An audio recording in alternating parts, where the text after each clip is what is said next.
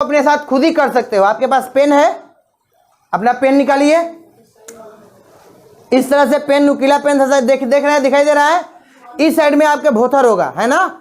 आप इस भोथर वाले को लेकर अपने हाथ में कस के दबाइए, चाहे अपने जांघ में कस के दबाइए। आपको महसूस नहीं हो रहा है कुछ भी? चलिए अब इसको ऐसे कीजिए और कस के दबाइए।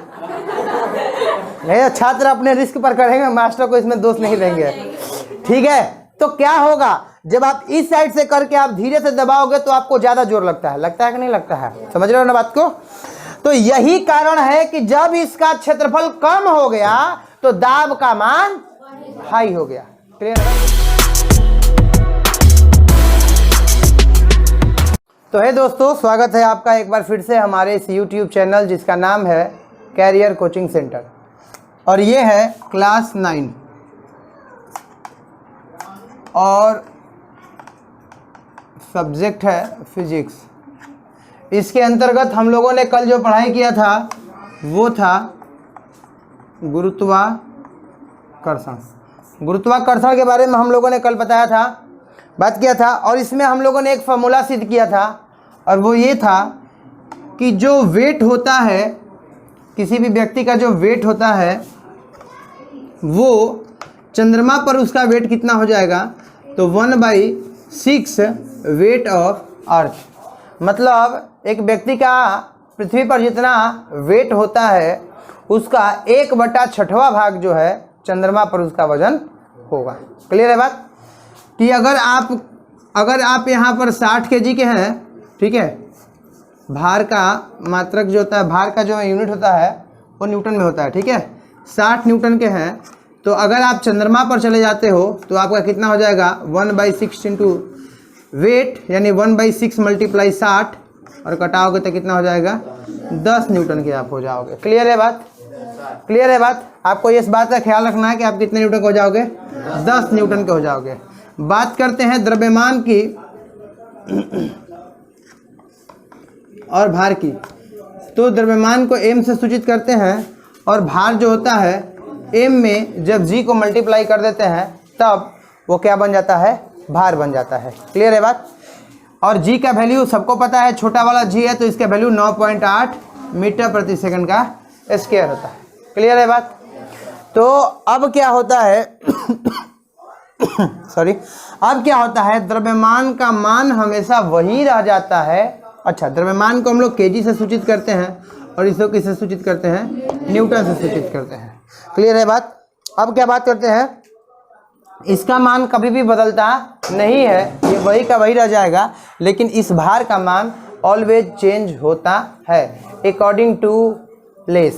स्थान के अनुसार इसका चेंज होते रहता है। कि अगर कहने का मतलब है कि एक ऐसे स्थान जहाँ पर जी का मान 10 है, जी का मान 10 मीटर प्रति सेकंड स्क्वायर है, और तब आप खुद वहाँ पर चले जाते हो जबकि आप खुद ही 50 kg के हो, ठीक है। कहने का मतलब है कि अगर आप 50, द्रव्यमान आपका जो है 50 है, ठीक है, और आप जहाँ पर चले जाते हो तो द्रव्यमान के साथ जुटने के साथ ही 50 होता है, ठीक है। लेकिन अगर आप ऐसे जगह पर, जैसे आपका भार है, सिर्फ ऐसे समझ लो ना, अगर आपका भार ही है, मान लीजिए आप 600 न्यूटन के भार वाले व्यक्ति हैं, आपकी कोई वस्तु है लिए हुए हैं, 600 न्यूटन है आपके पास में, ठीक है, तो अगर आपसे पूछा जाए कि इसका द्रव्यमान कितना होगा, तो इसका द्रव्यमान ऑलरेडी कितना हो जाएगा, अगर जी का मान 10 है तो आपको 10 से इसमें डिवाइड करना पड़ेगा, तो कितना मिलेगा, 60 kg का, यानी 60 kg का द्रव्यमान है, लेकिन आप कितने न्यूटन के बन जाओगे, 600 न्यूटन का बन जाओगे।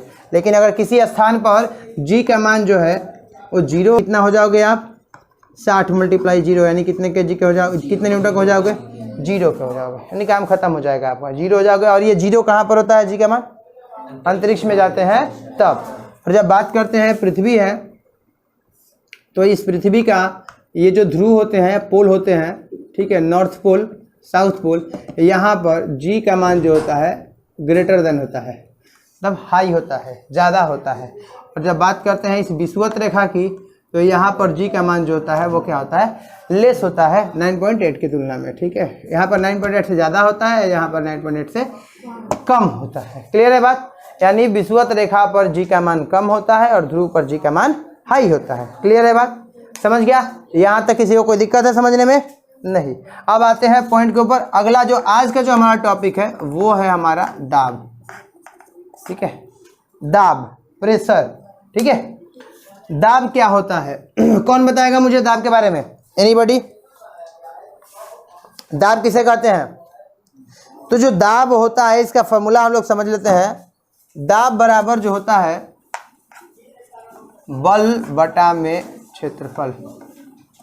बल बटा में क्षेत्रफल, ध्यान से समझिएगा बल बटा में क्षेत्रफल के बारे में। अगर हम यहाँ से बराबर को यहाँ पर दिया गया है तो इसको हम लोग दो भागों में तोड़ कर देख सकते हैं। समझ लो बढ़िया से, बाद में कहते चला आया कि समझ में नहीं आया।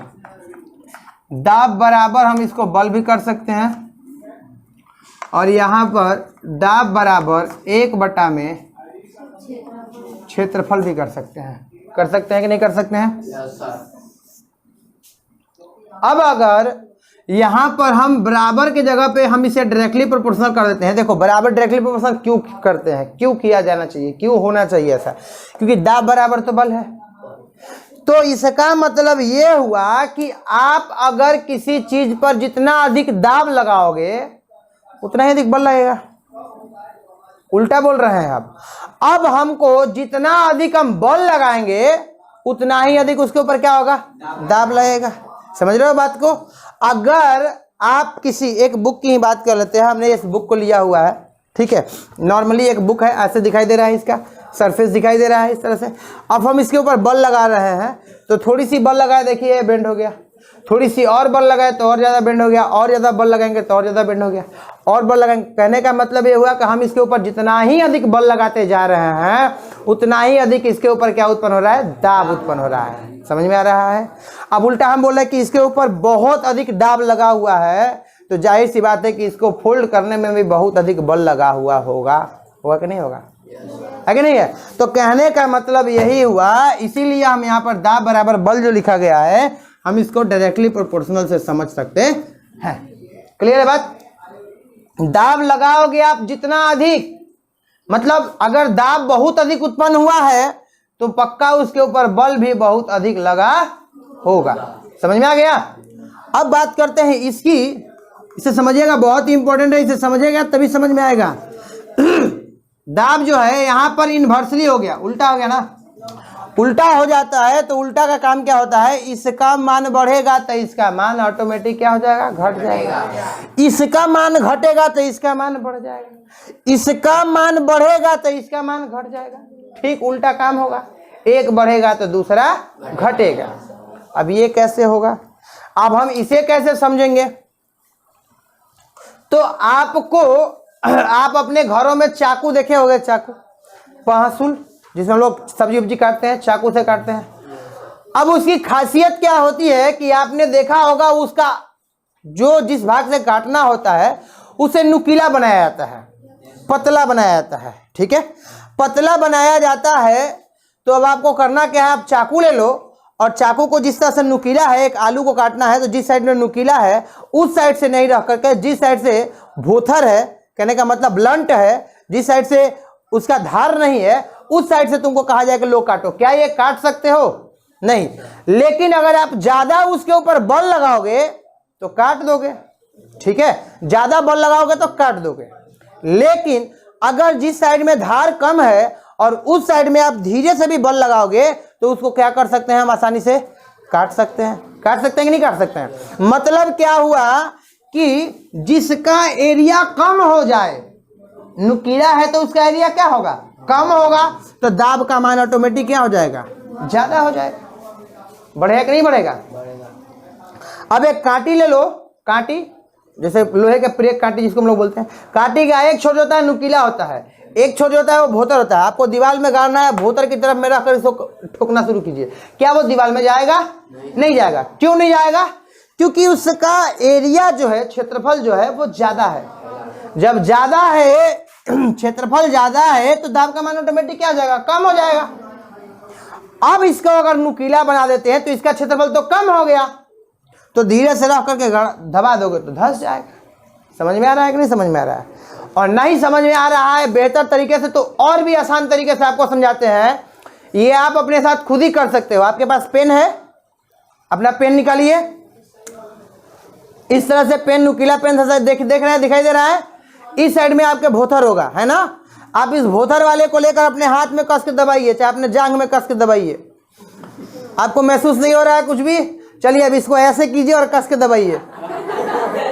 नहीं, छात्र अपने रिस्क पर करेंगे, मास्टर को इसमें दोष नहीं देंगे, ठीक है।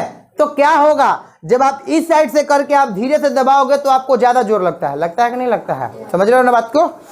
तो यही कारण है कि जब इसका क्षेत्रफल कम हो गया तो दाब का मान हाई हो गया।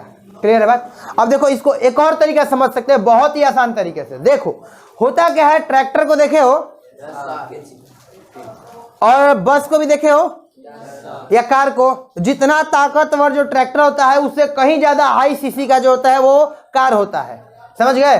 तो अगली बार से आपको करना क्या है, कार को अपने खेत में घुसा देना है और उसी में हर लगाकर खेत की जुताई करना है। क्या ये पॉसिबल है? चलो सूखा हुआ खेत है तो थोड़ा बहुत हम कह सकते हैं कि कर लेगा ऐसा काम, लेकिन क्या वो गीले खेत में जा सकता है? धान के खेत है उसमें जा सकता है? तो उसमें सिर्फ जाता है एक अकेला वीर ट्रैक्टर ही जाता है। तो कारण कोई बताएगा क्यों जाता है ट्रैक्टर ही? हाँ, क्योंकि उसकी बनावट ही ऐसी होती है। पीछे का जो टायर होता है उसका क्षेत्रफल क्या होता है? ज्यादा होता है। तो क्षेत्रफल अधिक होगा तो दबाव क्या लगाएगा? कम लगाएगा। तो खेत में धंसने के चांसेस कम हो जाते हैं। समझ रहा है बात? नहीं समझ रहा है? सो ध्यान से समझना, ट्रैक्टर का चक्का ज्यादा, उसका क्षेत्रफल, तो धंसने के चांसेस कम हो जाएंगे। लेकिन कभी कभी क्या होता है कि वो चक्का भी धंसने लगता है, गीली, बहुत ज्यादा गीली मिट्टी है, काली मिट्टी है, बहुत अधिक धंस रही है, चिपक रही है, तो उसको भी दूर करने के लिए एक काम करते हैं, ट्रैक्टर को और चौड़ा कर देते हैं, पीछे का टायर को और चौड़ा कर देते हैं, केजबिल लगाते हैं, जो वो लोहे का जो बना हुआ नहीं होता, लोहे का फ्रेल बनाया है। तो एक तो ट्रैक्टर का चक्का इतना मोटा, ऊपर से केजबिल इतना मोटा, तो अब उसका एरिया हो गया इतना ज्यादा एरिया हो गया, तो दाब का मान ऑटोमेटिक क्या हो गया? कम हो गया। तो यहां पर हमने देखा क्षेत्रफल का मान बढ़ा तो दाब का मान ऑटोमेटिक क्या हो गया? कम हो गया। समझ रहे हो कि नहीं समझ रहे हो बात को? अच्छा, कभी कभी ये तुम्हारे 9 क्लास से क्वेश्चन पूछता है एग्जाम में कि क्या कारण है कि ट्रक का जो टायर होते हैं, ट्रक के जो पिछले टायर होते हैं उसमें 2-2 टायर लगाए गए होते हैं। तुमने देखा ना, ट्रक का पिछला जो टायर होता है उसमें 2-2 टायर लगाए गए होते हैं। तो क्या ऐसा कारण है? तो बहुत लोगों के दिमाग में ये बात आता है कि सर लोड उस पर अधिक होता है तो एक चक्का का लोड नहीं ले पाएगा, इसलिए 2 लगा देते हैं। नहीं, कारण तो वो भी है, लेकिन मुख्य कारण क्या है? मुख्य कारण ये है कि अगर सिंगल टायर रहेगा तो उसका एरिया क्या होगा? कम, और लोड है ज्यादा, एरिया है कम, तो टायर एकदम पिचट के चलेगा, दब कर चलेगा और फटने के चांसेस ज्यादा रहेंगे, क्योंकि टायर जब चलता है तो गर्म होता है, घर्षण होता है ना टायर के बीच में, जमीन के बीच में, चक्के के बीच में, तो घर्षण की वजह से टायर गर्म होता है और फटने के चांसेस ज्यादा रहते हैं। तो उसके एरिया को ज्यादा बढ़ाने के लिए, क्षेत्रफल को ज्यादा बढ़ाने के लिए हम 2-2 टायर लगा देते हैं। आपको बोला सर आगे क्यों नहीं लगाते हैं? तो आगे तो सिर्फ इंजन का ही लोड होता है, पीछे तो माल का भी लोड है, एक तो ट्रक का भी लोड है, ऊपर से माल भी रखा हुआ है, कई टन का लोड रखा गया है। समझ गए बात? तो क्यों नहीं समझ गए? समझ रहे हो कि नहीं समझ रहे हो? ठीक है।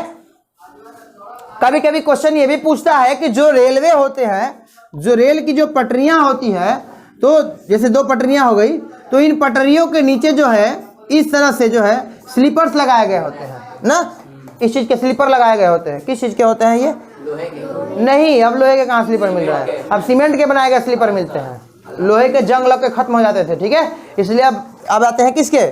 ठीक है, तो ये जो स्लीपर बिछाए गए होते हैं उसके ऊपर जो रेल की जो पटरियां बिछाई गई होती है, इन पे जो रेल चलता है, तो ये स्लीपर क्यों बिछाए जाते हैं?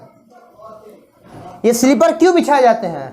क्योंकि जब ट्रेन का कितना ना 92-100 से भी ज्यादा जो होते हैं बोगियां होती है उसके ऊपर, तो जब इसके ऊपर लोड पड़ेगा तो ये इक्वली सब पे बराबर बराबर ये भाग डिस्ट्रीब्यूट हो जाएगा।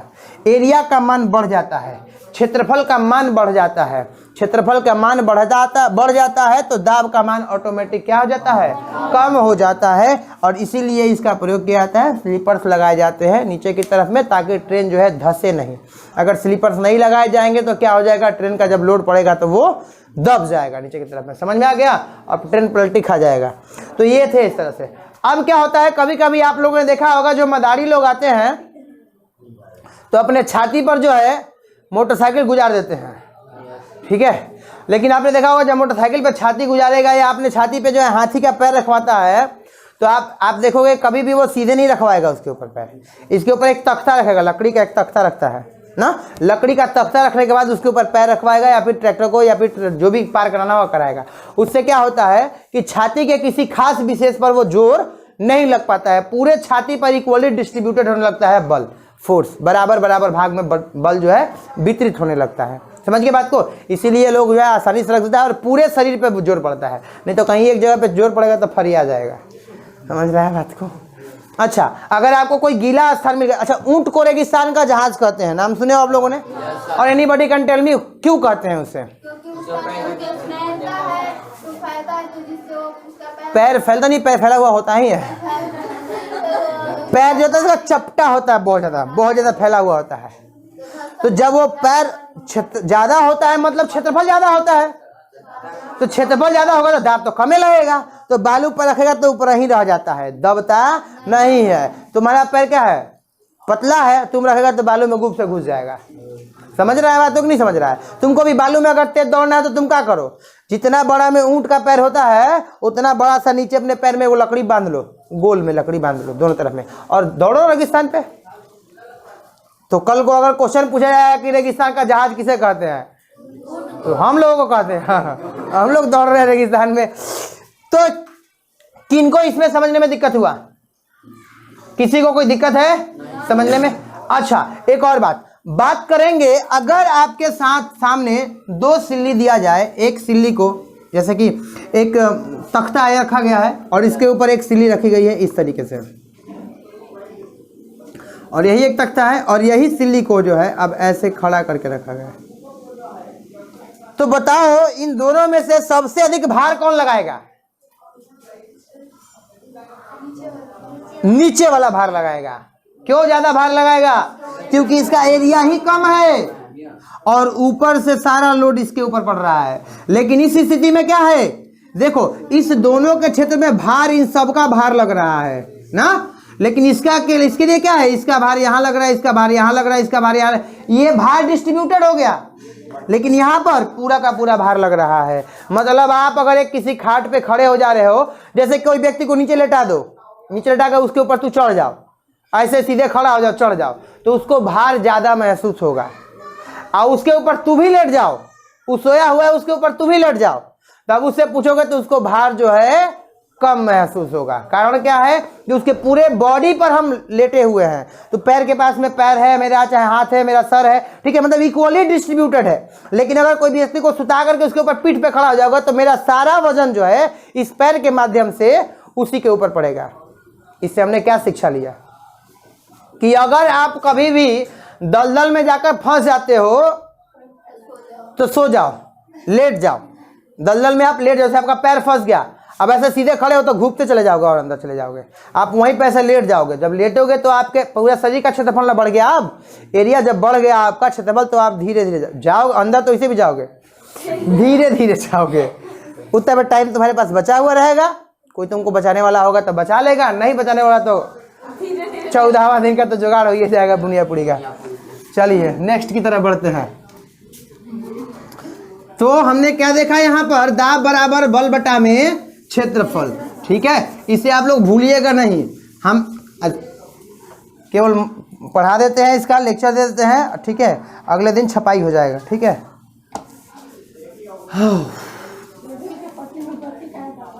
गिट्टी कंपन को कम करने के लिए, कंपन को कम करने के लिए, ठीक है, वाइब्रेशन को कम करने के लिए, और फैल करके हटे नहीं, ठीक है, तोड़ करके निकले नहीं, जो स्लीपर पे जो रखे जाते हैं चक्के, ठीक है, तो कंपन को कम करने के लिए उसको स्पंजी बनाया जाता है।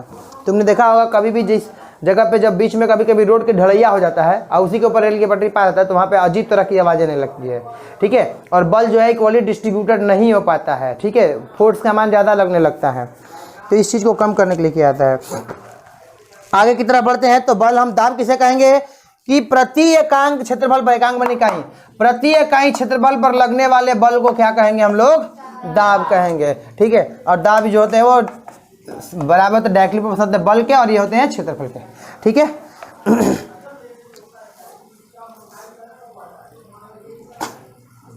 ठीक है, तो हम जो है इसे हम लोग डेफिनेशन के रूप में अगर लिख देते हैं इस तरीके से तो कैसे लिखेंगे, तो दाब को हम लोग क्या बोलते हैं, दाब को स्पेलिंग में क्या बोलते हैं, प्रेशर। क्या बोलते हैं हम लोग, प्रेशर। जो डायरेक्टली प्रोपोर्शनल होता है बल है फोर्स, और क्षेत्रफल को क्या कहते हैं, एरिया। तो P बराबर F/A, ठीक है। अब बात करते हैं यहाँ पर कि बहुत लोगों को यह समझ आएगा कि इसका एसआई मात्रक क्या होगा, ठीक है। दाब का एसआई मात्रक, ठीक है। तो यहाँ पर हमारे पास क्या है, P बराबर F/A, समझ लो बढ़िया से। F फोर्स है, बल का मात्रक क्या होता है, एसआई मात्रक एरिया। एरिया का मतलब क्या होता है, लेंथ गुणे ब्रेथ, लंबाई गुणे चौड़ाई। तो न्यूटन बटा में लंबाई का मात्रक, चौड़ाई का मात्रक, यानी क्या हो जाएगा ये न्यूटन बटा में मीटर का स्क्वायर। इसको तोड़ कर लिखेंगे तो क्या हो जाएगा, न्यूटन प्रति मीटर का, प्रति तो दे दिए हैं, न्यूटन प्रति मीटर का स्क्वायर। इसको चाहे तो ऐसे भी लिख सकते हैं, न्यूटन मीटर के ऊपर -2। क्लियर है, न्यूटन प्रति मीटर। और इसको हम लोग कहते क्या है, इसको एक वैज्ञानिक ने सिद्ध किया था, मतलब बताया था, उसका नाम था ब्लेज पास्कल। इसीलिए दाब के मात्रक यानी न्यूटन प्रति मीटर स्क्वायर को पास्कल से सूचित करते हैं। कैपिटल P देकर के छुटका ये देना है।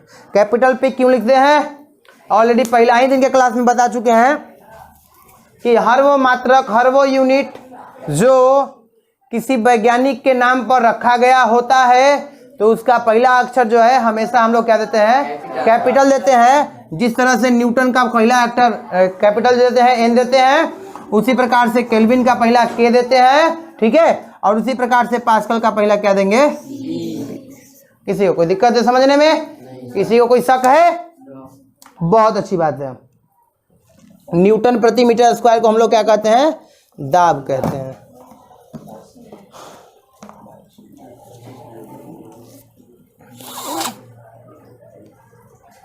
ठीक है, और मैंने जितनी भी सारी बातें बताई अब तक से, ये सारी आपकी बातें यहाँ पे दी गई है। दलदली वाली भूमि में पैरों से चलना बहुत ही मुश्किल होता है, तो आप पैर के नीचे एक तख्ता लगा लीजिए, आसानी से चल जाइएगा। ऊँट जो होते हैं प्रकृति के रूप में उसके पैर जो चौड़े बनाए गए तो इसलिए वो जो है आसानी से चल पाता है। और फिर गए भारी वाहन जितने भी होते हैं उसके टायर चौड़े बनाए जाते हैं ताकि उनके ऊपर जो है क्षेत्रफल का डिस्ट्रीब्यूट हो जाए, क्षेत्रफल ज़्यादा बढ़ जाए तो बल का मान, भार का मान जो है कम हो जाएगा, ठीक है।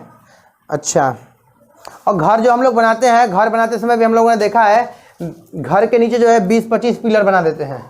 ऊपर बेशक 10-12 को पिलर जाता है लेकिन नीचे जो होते हैं 20-25 पिलर बना देते हैं। नीचे से होता है कि नहीं होता है ऐसा, ठीक है ना। नीचे से हम लोग इस तरह से बहुत सारे पिलर बना देते हैं और इसके ऊपर जब जाने वाला होता है तो 1 पिलर जाएगा, 2 पिलर जाएगा, बस 3 पिलर जाएगा, काम खत्म हो जाता है, ठीक है। लेकिन हम लोग नीचे से काम भर पिलर दे देते हैं, क्यों, क्योंकि क्षेत्रफल का मान ज़्यादा बढ़ा रहेगा तो ऊपर के बल का मान कम हो जाएगा, ठीक है, ज़्यादा जोर नहीं पड़ेगा। किसी को कोई दिक्कत है यहाँ तक समझने में, कोई शक है तो क्वेश्चन पूछना है तो पूछ सकते हो आप लोग। कोई क्वेश्चन पूछना है इससे संबंधित, नहीं, अच्छी बात है।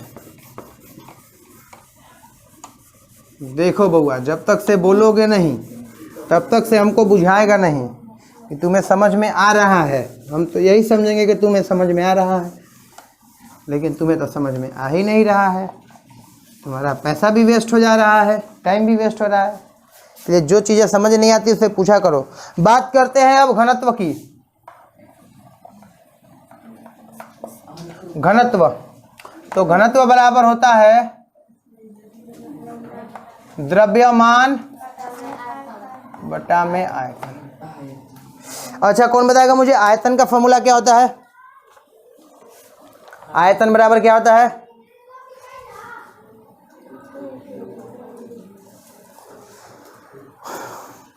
लिखा हुआ है क्या यहाँ पर?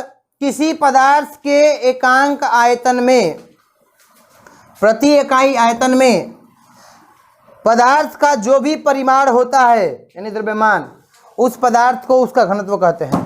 और याद रखना इस बात को, इस घनत्व को, इस डेंसिटी का बहुत अधिक योगदान है। आगे आने वाले टॉपिक में इस डेंसिटी का बहुत अधिक योगदान है, इस घनत्व का बहुत अधिक योगदान है। आगे हम लोगों को इसके बारे में पढ़ना है कि अगर आप पानी में जाते हो, कूदते हो, कूद के नहाते हो, तो या फिर कोई लकड़ी हो गया, पत्थर हो गया, अगर हम उसे पानी में डालते हैं तो डूब जाता है, और अगर लकड़ी को डालेंगे पानी के अंदर तो तैरेगा। और अगर हम भीगा हुआ लकड़ी यानी कच्चा लकड़ी को अगर हम पानी के अंदर डालेंगे तो वो डूबा हुआ रहेगा लेकिन ऊपरे ऊपरे तैरते रहेगा, यानी वो पूरी तरीके से पानी के अंदर नहीं डूब पाता है। ठीक है, वो क्या करता है, डूब करके ही तैरता है। समझ गए बात को? तो ये जितनी भी बातें हैं, कब वो डूबता है, कब वो डूब करके, कब वो तैरता है, कब वो डूबता है और कब वो डूब कर तैरता है, ये सारी चीज़ें जो है हमारे घनत्व के ऊपर निर्भर करता है, डेंसिटी के ऊपर निर्भर करता है। समझ में आ गया?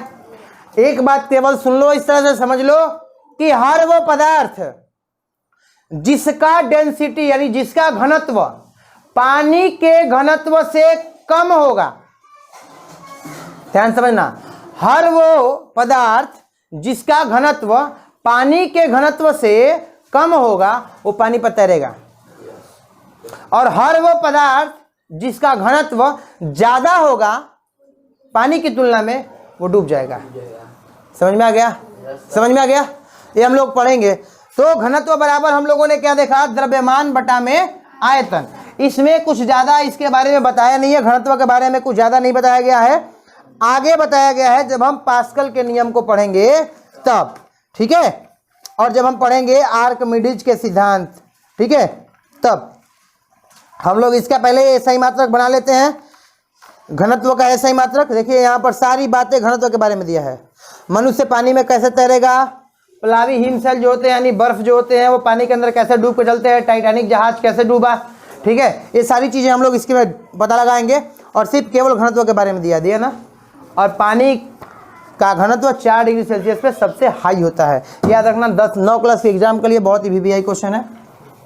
तो घनत्व बराबर क्या है, द्रव्यमान बटा में आयतन। इकाई आयतन में किसी वस्तु का जितना द्रव्यमान होता है वो उसके घनत्व के बराबर होता है। ठीक है, अब इसमें केवल SI मात्रक दिया है तो आप भी केवल SI मात्रक जान लीजिए। इसके बारे में और अगर आपको ज़्यादा जानकारी होगा तो आप अपने घर से क्वेश्चन लिख कर लाइए कि सर हमें घनत्व के बारे में इन चीज़ों के बारे में जानकारी चाहिए, आप मुझे बताइए। ठीक है, हम उसके बारे में डिस्कस करेंगे। SI मात्रक घनत्व का क्या हो जाएगा भाई, द्रव्यमान बटा में आयतन। बात करते हैं द्रव्यमान का SI मात्रक क्या हो जाएगा, आयतन का मतलब हो जाएगा लंबाई गुणे चौड़ाई गुणे ऊंचाई।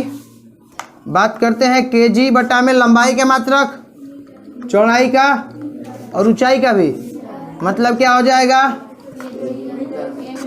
kg बटा में मीटर क्यूब, यानी हो जाएगा kg प्रति मीटर क्यूब या kg मीटर के पावर -3। किसी को कोई दिक्कत है यहाँ तक? ठीक है, kg प्रति मीटर क्यूब होता है।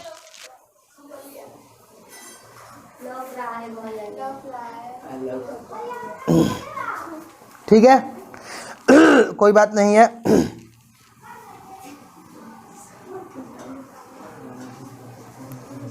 ठीक है, तो अगर आप लोगों को कोई सवाल पूछना है तो इसमें से पूछिए, वरना आज का क्लास यहीं पे खत्म किया जाएगा।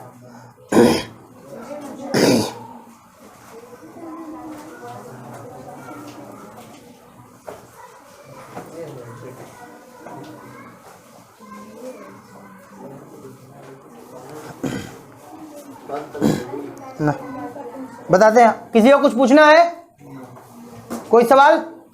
ठीक, होने को तो 100 डिग्री सेल्सियस होता है, लेकिन बात की जाएगी कि सबसे हाई घनत्व 0 डिग्री से लेकर 100 डिग्री के बीच में पानी का घनत्व हाई कब होता है, ज़्यादा कब होता है? तो 4 डिग्री पर होता है। समझ गए? एक यूनिक टाइप का है 4 डिग्री, इसीलिए एग्जाम में एक क्वेश्चन पूछता है। और क्वेश्चन आगे हम जितना भी न्यूमेरिकल बताएंगे इस बात का ख्याल रखना, क्वेश्चन में यही सब पूछा जाएगा।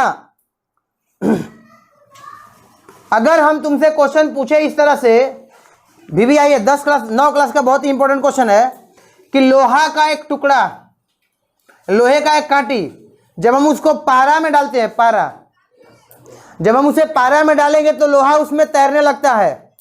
लेकिन अगर उसी लोहे को टुकड़े को हम पानी में डालते हैं तो डूब जाता है। इसका आंसर कौन देगा मुझे? सबसे जरूरी बात है कि यह किस चीज पर निर्भर करेगा? घनत्व के ऊपर निर्भर करेगा। बहुत बढ़िया। डूबना और तैरना किस बात पर निर्भर करेगा? घनत्व के ऊपर निर्भर करेगा। तो अब बात करेंगे सिर्फ लोहा और पारा के बीच में कि लोहा क्यों तैरता है पारा पर। तो इसका आंसर क्या हम दे सकते हैं? किसका घनत्व ज्यादा होगा?